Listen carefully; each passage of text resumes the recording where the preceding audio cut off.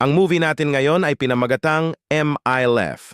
Siyempre kung bago ka pa lang sa aking channel, ay huwag kalimutan mag-subscribe at mag-iwan ng like bilang suporta. Nag-umpisa ang movie kina Elise, Sonia at Cecile na nagro-road trip sa timog ng France. Sinagot ni Elise ang tawag ng kanyang anak at sinabing uuwi siya sa loob ng 3 linggo. Pagkatapos ng tawag, ang kinakabahan na si Sonia ay sinabi na hindi niya dapat ginagamit ang kanyang earphone habang nagdadrive. Pero sagot ni Elise na maluwag naman ang kalsada dahil bakasyon. Makalipas ang ilang minuto, sinabi ni Sonia na pupunta siya sa Ibiza pagkalipas ng ilang araw dahil pinapapunta siya doon ni Pascal. Nang ihayag ni Cecile ang kanyang pagkabigo, ipinaliwanag ni Sonia na sa wakas ay iiwan na ng lalaki ang asawa nito para makasama siya. Bigla, nag-flash ang headlight ng sasakyan na sumusunod sa kanila, kaya napilitan si Elise na paunahin ang mga ito. Sa inis, sinabi niya kay Sonia na hawakan ng manibela at pagkatapos ay hinubad niya ang kanyang damit para ma-distract ang lalaki sa kabilang sasakyan. Gayunpaman, narinig nila ang tunog ng pulis at nadismaya sila dahil kailangan nilang huminto. Sa taxi, hindi makapaniwala si Elise na nakumpiska ang kanyang lisensya, kaya sinabihan siya ni Cecile na ayos lang dahil pwede ulit siyang kumuha ng pagsusulit sa loob ng 6 na buwan. Sa bahay bakasyunan, malungkot na sinabi ni Cecile kung paano pa rin niya naamoy ang namatay niyang asawa. Nagulat sila nang makakita sila ng isang pelican sa loob ng kwarto at nagpapahiwatig na nakapasok ito sa loob dahil bukas ang bintana. Sumunod na araw, nag-assign sila ng mga gawain sa paglilinis at pag-iimpake ng mga kagamitan sa kahon. Habang inaayos ang kanyang mga kaibigan ng mga kahon, abala si Sonia sa pakikipag-text kay Pascal. Dahil hindi alam ng mga babae kung paano magpaamo sa hayop, hinayaan na lang nila ito sa kama habang sila ay nag-iimpake. Kinagabihan, sinabi ni Elise na tapos na niyang ayusin ang kanyang profile sa isang dating app dahil kailangan niyang ilabas ang kanyang sarili doon. Gusto ni Cecile na matapos na nila ang pag-iimpake pero sinabi ng kanyang mga kaibigan na dapat na silang magpahinga para bukas. Kinaumagahan, silang tatlo ay in-enjoy ang araw sa pamamagitan ng pagsakay sa jet ski. Bigla, nadaanan nila ang 2 lalaki na sina Paul at Julien. Dahil mukhang hindi sila napansin ng mga babae, itinulak ng mga lalaki ang isang estudyante at nagkunwaring nalulunod. Pagkatapos ay sumigaw si Paul na may nalulunod kaya tinanggal niya ang kanyang damit at tumalon para iligtas ang bata. Kaya, ang nag-aalalang magkakaibigan ay sumakay sa kanilang jet ski at nagtanong kung ayos lang ba ang lahat. Sinabi ni Paul na kasalanan nila kung bakit nahulog ang bata at maharat itong nag-alok na turuan sila kung paano mag-jet ski ng maayos. Gayunpaman, magalang na tumanggi ang mga babae at bumalik na sa kanilang bangka. Sa dalampasigan, nakita ni Cecile ang dati niyang kaibigan na si Christine na sinabi niyang mabait sa una pero mas gusto niya itong hindi kausapin dahil alam niyang gusto nitong pag-usapan ng yumao niyang asawa. Bigla, nakita ni Elise si Thomas na nagja-jogging kaya tinawag niya ito at sinabi na sila ang umupa sa kanyang bahay. Ipinakilala niya ang lalaki sa kanyang mga kaibigan at sinabi na isasama niya ito sa club mamayang gabi. Kinagabihan, nanatili si Cecile sa bahay na umiiyak habang ang kanyang mga kaibigan ay pumila na sa club. Ang hostess na si Luis ay tumanggi silang papasukin, pinapahiwatig na matanda na sila para pumunta doon. Nang aalis na sila, nakita sila ni Paul at Julian at kaibigan nilang si Marquez. Kaya, kinausap ng mga lalaki si Luis at ipinaliwanag na kasama nila ang mga babae kaya pinapasok na sila. Tapos ay hinawakan ni Luis si Julian at sinabi na dapat silang magkita pagkatapos ng kanyang trabaho pero hindi ito pinansin ni Julian. Sa loob, nag-alok ang mga babae na sila na ang magbabayad ng kanilang iinumin pagkatapos sabihin ng mga lalaki na hindi nila kayang bayaran ang mga mamahaling opsyon sa club. Sa dance floor, hindi makapaniwala si Luis na pinapakisamahan pa rin ng mga lalaki ang matatandang babae kaya sinubukan niyang takutin ang mga ito. Pagkatapos niyang lumayo, tinanong ni Sonia si Julian kung kasintahan ba nito ang hostess. Sagot ni Julian na minsan na nila itong nakasama sa party at ngayon ay hindi na siya tinitigilan nito. Mamaya pa, sinabi ni Paul na pumunta sila sa after party pero iniisip ng mga babae na dapat na silang umuwi. Pero biglang hinawakan ni Paul si Elise at sinakmal ito. Tapos ay sinabi ng kaibigan nito na hayaan na silang umalis kung gusto nila. Pagkarating ng bahay, nakita nila na natutulog si Cecile sa sahig na napapalibutan ng puzzle. Sumunod na araw, pinagmasdan ni Paul at Julian ang mga babae habang naglalaro ng volleyball kasama si Thomas. Kinalaunan, ibinahagi ng lalaki na nahiwalay siya sa dati niyang asawa sa loob ng 3 taon at meron silang 6 na taong gulang na anak na lalaki. Sa bahay, sinabi ni Thomas kay Cecile na kung aatras ang bibili ng bahay, magiging interesado siya na bilhin ito. Makalipas ang ilang sandali, dumating sina Paul, Julian at Marquez, kaya napaisip sina Sonia at Elise kung ibinigay ba nila ang kanilang address kagabi. Nakilala ni Cecile si Marquez dahil dati niyang kaibigan ng mga magulang nito at sinabi nito na malaki na siya. Sinabi ni Marquez na inimbitahan sila ng mga babae para sa isang hapunan, kaya sila naroon. Binati ng grupo si Thomas at sinabi na ang kanyang anak ay kumuha ng klase sa kanila, kaya pinagtawanan ni Thomas ang trabaho ng mga bata. Nang ilabas ng mga lalaki ang dala nilang alak, walang pakundangan na ininsulto ni Thomas ang mga bata. Dahil sa patuloy na pang-iinsulto, iniba ni Elise ang sitwasyon sa pamamagitan ng pag-alis kay Thomas at sinabi na hindi niya gusto ang hindi nito pagpapakumbaba. Sa kusina, sinabi ni Cecile na nagtataka siya kung bakit nandoon si Marquez dahil siya ang nag-alaga dito noong bata pa ito, pero sagot ni Elise na hindi niya matandaan na inimbitahan niya ang mga batang lalaki kagabi. Habang naghahapunan, sinabi ni Julian na nasa law school siya at si Marcus naman ay nag-aaral maging engineer at si Paul naman ay nagpapahinga bago ang kanyang 2 taon sa medical school. Dahil sa pagkabigla kung paano kausapin ng mga lalaki ang matatandang babae, umalis na si Cecile at pumasok sa loob ng bahay. Sa kusina, nag-iwan siya ng mensahe sa kanyang mga anak. Tapos ay biglang pumasok si Marquez sa loob at sinabi na nakakailang dahil nasa bahay siya at iniisip kung paano siya nito nakilala dahil matagal na noong huli silang nagkita. Sumang-ayon si Elise na marami ang pinagbago mula noon tulad ng nangyari sa kanya. Sa sala, sumayaw sina Sonia at Elise kasama sina Paul at tinukso nila ito nang hindi nito alam ang lumang kanta na tumugtog. Samantala, ipinakita ni Cecile kay Marquez ang pader sa likod ng bahay na gusto niyang sirain para magkaroon ng daan papunta sa hardin. Sa kabilang eksena, umupo na sina Sonia at Julian habang pinapanood sila Elise at Paul na naghaharutan. Pagkatapos, inilabas niya ang kanyang cellphone at ipinakita sa lalaki ang isang musical artist na kasalukuyang pinamamahalaan niya.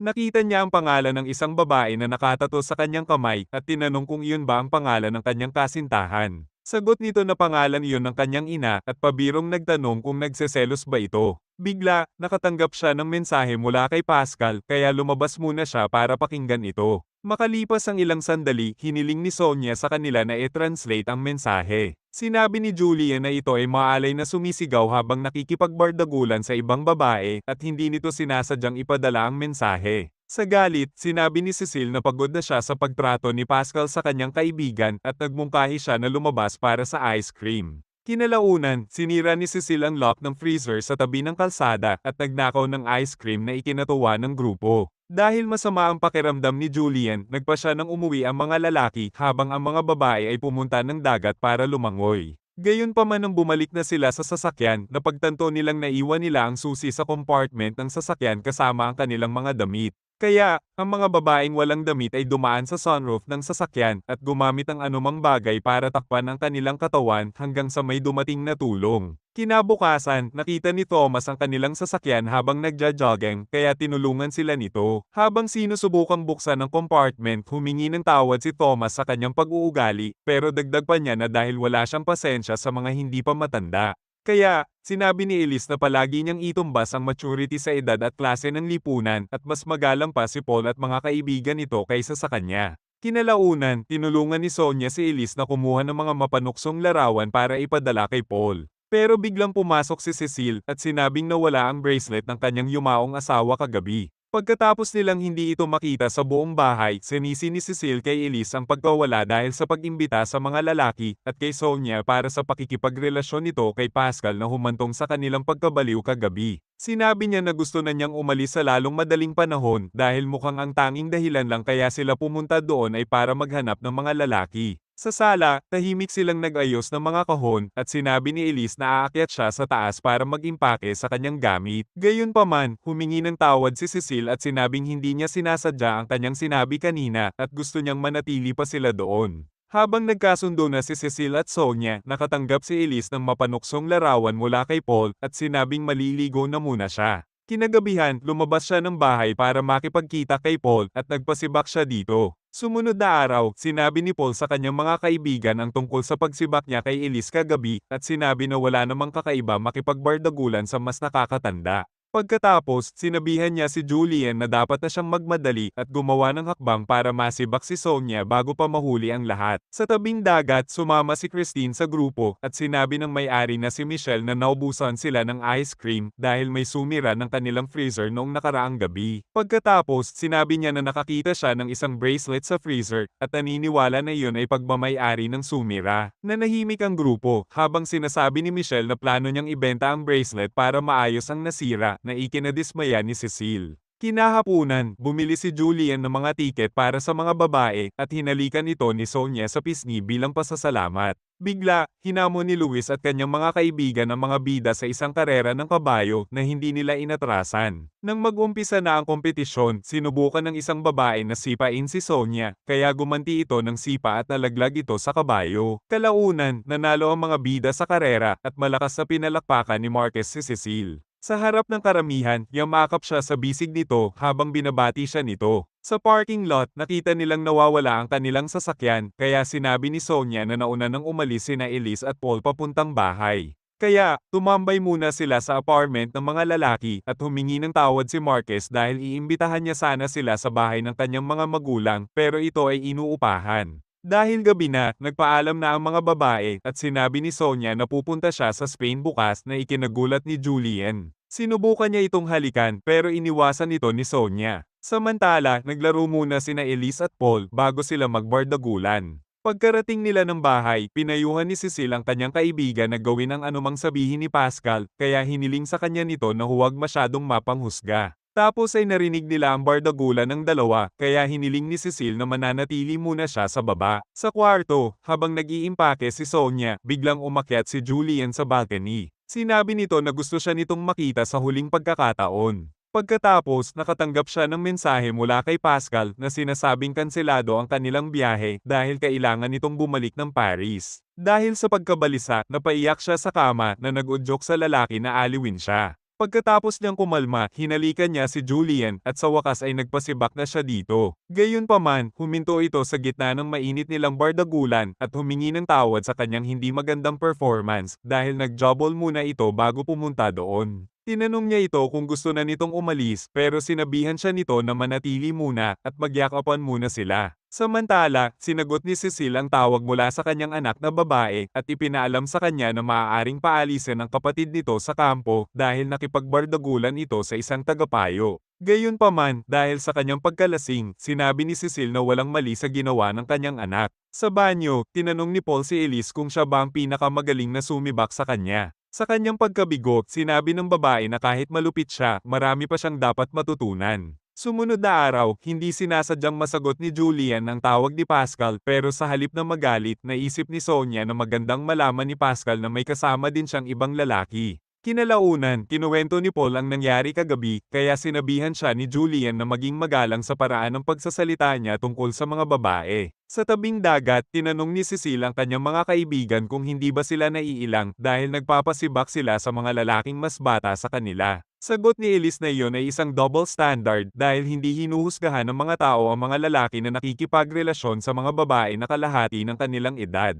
Sinabi ni Sonia na medyo nanginginig pa rin siya sa mensahe ni Pascal kaya nagbabala ang kanyang mga kaibigan na mas mabuting huwag na niya itong bigyan ng oras. Kinalaunan, lumangoy at naglaro sa dagat sina Elise at Sonia kasama ang kanilang mga lalaki. Pagkatapos, sinamahan ni Marquez si Cecile at umupo sa tabi niya. Nang magdikit ang kanilang mga paa, lumayo si Cecile at sinabi na kakaiba ang kanyang mga kaibigan na nakikipaglokohan sa kanyang mga kaibigan. Sinabi nito na parang nanay na sila ng mga lalaki, kaya nilinaw ni Marquez na hindi iyon mahalaga dahil hindi niya naman iyon anak at mas kaakit-akit pa siya kaysa sa kanyang ina. Dagdag pa nito na hindi niya kailangan mag-alala dahil walang nangyayari sa pagitan nila kaya sumang-ayon siya. Habang nakahiga sa buhangin, nakita ni Elise si Paul na tinititigan ang dalawang babae na dumaan. Pagbalik nito sa dagat, nakilala siya ng isa niyang kliyente at ipinagpalagay na anak niya ang lalaki. Kinalaunan, sinabi niya kay Paul na nangarap siyang bumalik sa paaralan para pag-aralan ang mga karapatan ng pamilya dahil sawang-sawa na siya maging abogado.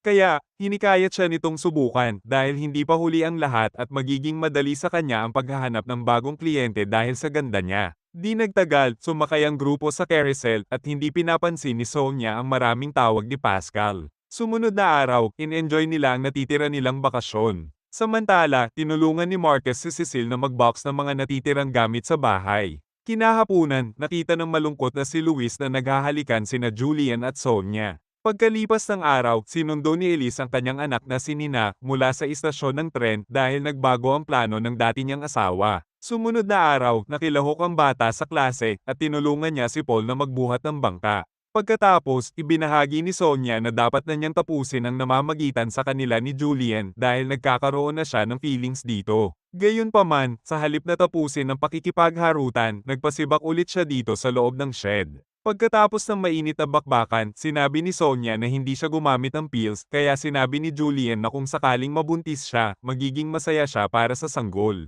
Kinahapunan, napansin ni na Elise at Sonia ang kwintas sa leeg ni Cecile at sinabi nito na regalo iyon ni Marquez. Nang sabihin niyang lalabas siya para mag-shopping, humiling si Marquez sa samahan siya. Sa labas, silang dalawa ay nagharutan at nagkaroon sila ng masayang oras. Tapos biglang nagpakita si Christine at iniabot sa kanya ang bracelet na maingat nitong kinuha kay Michelle. Samantala, sinabi ni Elise kay Paul na pwede siyang bumisita kapag bumalik na siya sa Paris pagkatapos ng kanyang trabaho sa tag-init. Pero sagot ni Paul na wala siyang pakialam. Tapos bigla itong nakatanggap ng mensahe at napangiti habang binabasa ito. Nagtanong si Elise kung gusto ba nitong tumambay mamayang gabi pero sagot ni Paul na mananatili lang siya sa bahay mamayang gabi. Kinalaunan, nakita ni Sonia na umiiyak ang kanyang kaibigan at tinanong ito kung ano ang problema. Inamin ni Elise na mahal na niya si Paul at napagtanto na hindi sila pwedeng magkatuluyan. Sumunod na araw, dinalhan ng dalawang babae ng almusal si Cecile sa kama dahil gusto nila itong magpahinga habang nag-aayos sila ng isang party. Sa labas, nakita nila si Thomas na nakikipag-date kay Luis at tinawag ito ni Elise na ipokrito.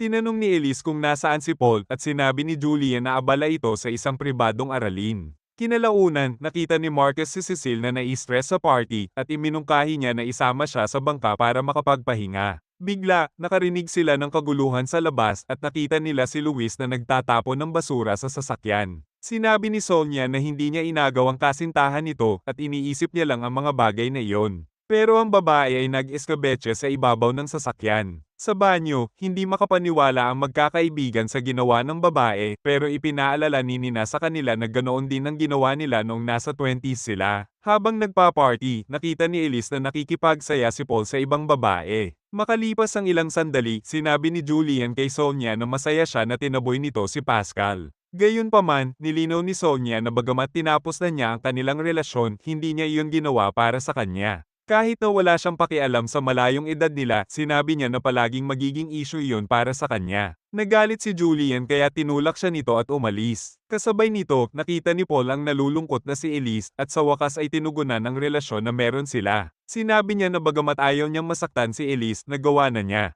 Dagdag pa niya na ang isang seryosong relasyon ay hindi kailanman gagana at sa kaibuturan niya ay alam niyang totoo ito, kaya nagyakapan sila sa huling pagkakataon. Kinalaunan, narinig ni Elise na pinapayuhan ni Christine ang isang lalaki dahil sa bastos nitong komento tungkol kina Cecile at Marquez. Samantala, nakita ni Sonia si Julian na nakatayo sa gilid ng bangin, kaya mahinahon niyang kinumbinsi ito na bumaba para makapag-usap silang dalawa. Makalipas ang ilang oras, gumamit ng maso sina Cecile at Marquez para gibain ang pader sa likod ng bahay. Habang nag-aalmusal, sinabi ni Cecile na nagbago ang isip niya tungkol sa pagbebenta ng kanyang bahay. Pagkatapos, tinanong ni Nina si Marquez kung saang kwarto ito natulog kagabi. Ang magkakaibigan ay nagtawanan na nagpapahiwatig na silang dalawa ni Cecile ay nagbardagulan. Makalipas ang ilang sandali, pinanood nila ang pelikan na umalis na ng kwarto at kinawayan ito ni Cecile habang lumilipad palayo. At dito nagtatapos ang movie. Thank you for watching.